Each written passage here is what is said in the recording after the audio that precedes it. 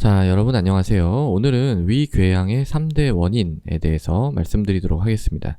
자, 그 위궤양이라는 건 뭐였죠? 위궤양이라는 거는 위에 이제 위가 이렇게 있으면은요. 위가 이렇게 있으면 여기 이제 12지장으로 내려가죠. 위는 이제 여기입니다.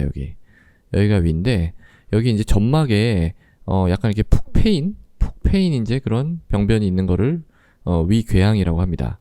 위궤양이라고 합니다. 그러니까 이제 이게 점막에만 문제가 있으면은 그건 이제 미란이라는 표현을 쓰고요. 미란이라는 표현을 쓰고 그거보다 더 깊게 들어가면 그걸 이제 위궤양이라는 표현을 쓰는데요. 그냥 일견 내시경을 볼 때에도 내시경을 들어가서 이렇게 보면은 이렇게 뭔가 안이 이렇게 푹 패여가지고 이렇게 하얗게 돼 있는 그런 것을 이제 볼 수가 있습니다. 뭐 꼭 하얀 건 아닙니다만은. 그래서 오늘은 이제 그런 위궤양, 우리가 많이 들어본 위궤양이 왜 발생하는가 하는 거에 대해서 말씀드리려고 하는데요. 이게 이제 일반적인 명칭으로 말씀을 드리면 이걸 이제 소화성 궤양이라고 해요. 소화성 궤양. 그러니까 위궤양하고 이 십이지장 궤양을 같이 포함하는 거죠. 여기에 이제 생기는 궤양을 십이지장 궤양이라고 하는데요.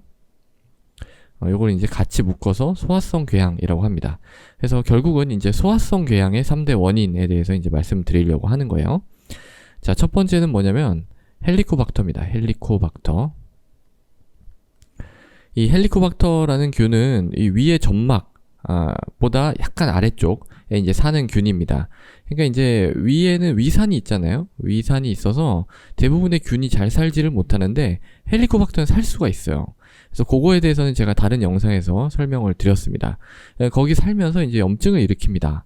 염증을 어떻게 일으키냐면 만성 염증과 급성 염증을 같이 일으키는 게 특징입니다. 그래서 아주 특징적인 어떤 병리를 보면은 조직을 떼서 보면 아주 특징적인 그런 소견이 보이는데요. 그건 이제 헬리코박터에서 만드는 독소 때문에 그런 거죠. 그렇게 해서 이제 점막을 파괴하는 그런 나쁜 균입니다. 점막을 파괴합니다. 그래서 이제 위쪽에 위염이라든지 위궤양 이런 걸 이제 일으키고요.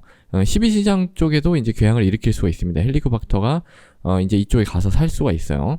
그것도 이제 제가 헬리코박터는 어떻게 십이지장 쪽에 궤양을 일으키는가 하는 주제에 대해서 다른 영상에서 말씀드린 적이 있어서 궁금하시면 그거 참조하시고요. 그래서 이 헬리코박터가 이제 만약에 이 이제 십이지장 궤양을 우리가 듀오데널 얼서 그래서 DU라고 하고 위궤양을 게스트릭 얼서에서 GU 이렇게 표현을 하는데요. 이 십이지장 궤양의 한 90%에서 이제 헬리코박터가 발견이 되고요. 그 다음에 이제 위궤양의 한 75%에서 또 헬리코박터가 발견이 됩니다. 그래서 이런 십이지장이든 뭐 위든 궤양이 있다 그러면은 우리가 헬리코박터 검사를 하게 돼 있습니다. 이게 보험이 됩니다. 이때는. 그러니까 우리나라 이제 보험 기준이 좀 까다로운데요. 그러니까 단순히 환자분이 이제 원해서 헬리코박터 아무 이제 뭐 위험 정도 단순한 위험 정도 있는데 헬리코박터 검사하고 싶다 그래가지고 이제 하면은 그거는 이제 보험이 안 됩니다. 보험이 안 돼서 좀 일정 부분 그러니까 뭐 조금 뭐 여러 가지 복잡하긴 한데 그래도 일정 부분 부담해야 되는 비용이 있습니다. 근데 이런 식으로 위궤양이 있거나 그러면은 이 헬리코박터 균에 대한 검사는 나라에서 거의 다 지원을 해주게 되죠. 그래서 이제 보통 위궤양이 있을 경우에는 헬리코박터 검사를 하게 되고 만약에 헬리코박터가 양성이 나오면 이 같이 헬리코박터 제균 치료를 하게 됩니다. 네, 그게 이제 첫 번째 원인이고요. 그 다음에 이제 두 번째는요, 뭐냐면 스테로이드성 소염제입니다. 요건 이제 관절약에 많이 포함이 돼 있죠. 관절 아파서 관절약. 감기 걸렸을 때도 이제 이런 약이 많이 처방이 됩니다.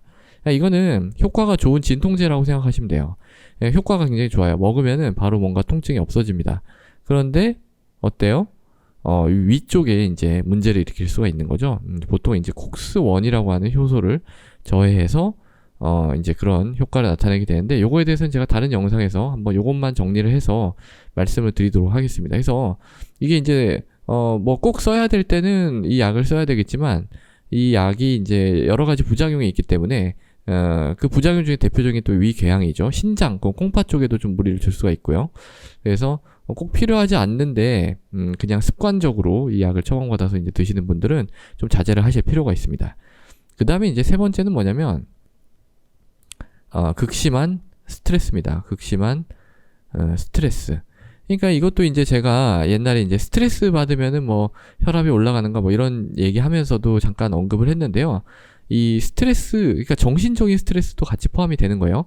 정신적인 스트레스를 많이 받으면 감정적으로 뭔가 이렇게 충격을 받거나 그러면 위궤양이 생길 수도 있습니다. 물론 뭐 반드시 생긴다는 건 아니에요.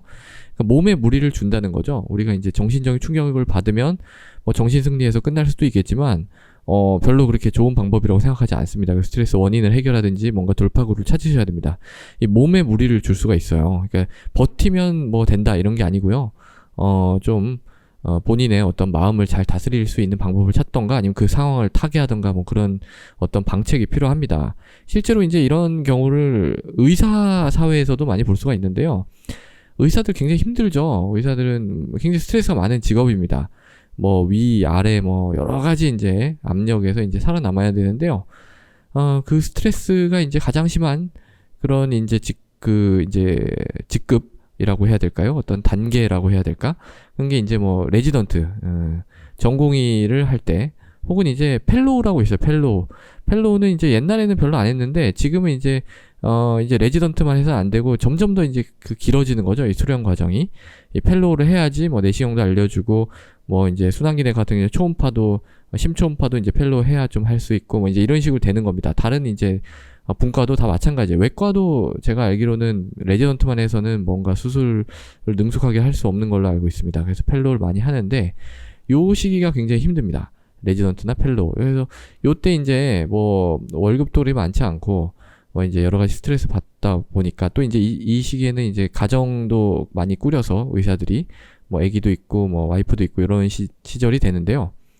요때 이제 극심한 스트레스 받는 경우 많아요. 그래서 이제 뭔가 속이 불편해서 내시경 해보면 아주 큰 위궤양이 있다든지 뭐 그런 경우를 종종 봅니다. 그런 걸 보면서 이제 저는 정말 이 스트레스가 전 헬리코박터도 아무것도 없어요. 뭐 약 먹는 약도 없고 담배도 안 피우고 다 깨끗해요. 그런데 오로지 스트레스만 받았었거든요. 그런 경우에는 이게 원인이 돼서 위궤양이 생겼다 이렇게 얘기를 할 수가 있는 거죠. 스트레스 관리가 굉장히 중요하다라는 사실을 다시 한번 말씀을 드립니다. 그 다음에 이제 네 번째, 3대 원인이라니까 여기까지예요. 여기까지인데 그 다음에는 이제 좀 자잘자잘한 것들입니다. 자잘자잘하게. 뭐가 있냐면 이제 위산 분비가 아주 극심하게 이제 증가하는 상황들. 뭐 예를 들면 이제 뭐 게스트리노마 같은 게스트린을 분비하는 종양 같은 게 있으면 게스트린이 이제 위산 분비를 촉진시키거든요. 그래서 그런 종양이 있으면 뭐 또 위산이 많이 있으니까 위궤양이 생길 수가 있고요. 또 어떤 감염증, 뭐 헤르페스 바이러스라든지 거대세포 바이러스, CMV라고 하는 거대세포 바이러스 같은 게 있는데 그런 게 이제 감염돼서 궤양을 일으킬 수도 있습니다. 근데 이제 그런 거는 이제 사실은 일반적이라기보다는 어떤 면역이 조금 떨어진 분들한테서 많이 좀 생길 수가 있겠죠.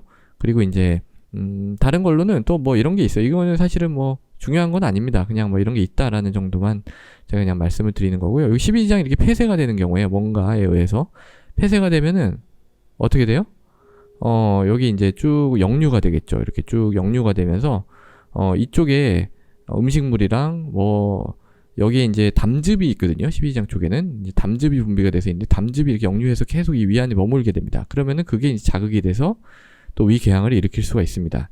그래서 뭐 그런 것도 있고요. 12지장 폐쇄 그런 게 있을 수가 있고 그다음에 이제 뭐 혈관, 이 혈관 쪽에 문제가 있어서 적절하게 이 위쪽에 있는 세포에 혈류 공급이 일어나지 않아서 궤양이 생기는 경우도 있고 또 뭐 암치료 때문에 이 필드에 이제 방사선을 치료를 한다. 그러면 그것 때문에도 궤양이 이제 생길 수가 있고, 또 이제 뭐 제가 이제 TAC라고 굉장히 많이 말씀을 드렸었어요. 예전에 이제 동영상에서 이제 간 동맥 화학 색전술이라고 해가지고 간 동맥에 이제 간에 이제 암이 있으면 이 암으로 가는 동맥을 막아가지고 이제 여기 치료를 하는 그런 건데 이게 꼭 요쪽으로만 가라는 보장이 없거든요. 위쪽에 있는 혈관에도 같이 가게 되면 이제 요쪽에 이제 혈류가 공급이 잘 안 되고 그러니까 이쪽에 궤양이 생길 수가 있습니다. 그래서 요거의 합병증 중에 하나가 또 위궤양이 있어요. 그때 제가 말씀을 안 드렸던 것 같으네요. 이거는. 그래서 요거는 이제 관심 있으신 분들은 그 편을 좀 찾아서 보시면 되고요. 그 다음에 이제 뭐 유전적으로 또 병이 있는 경우에는 위궤양이 생길 수가 있고, 그렇습니다. 근데 이제 3대 원인이라고 하면 그런 것들은 포함이 안 되고요. 일단은 뭐 헬리코박터, 그 다음에 사실 이거예요. 헬리코박터하고 이 비스테로이드성 소염제 요 두 가지로 거의 대부분은 이제 거의 대부분 이제 설명이 됩니다. 근데 이제 저는 조금 개인적으로 이 극심한 스트레스도 좀 강조를 하고 싶어서 그래서 굳이 이제 3대 원인이라고 해가지고 스트레스까지 포함을 시켜서 이렇게 만들어 봤습니다. 자, 그래서 오늘은 위궤양의 3대 원인에 대해서 살펴봤습니다. 감사합니다.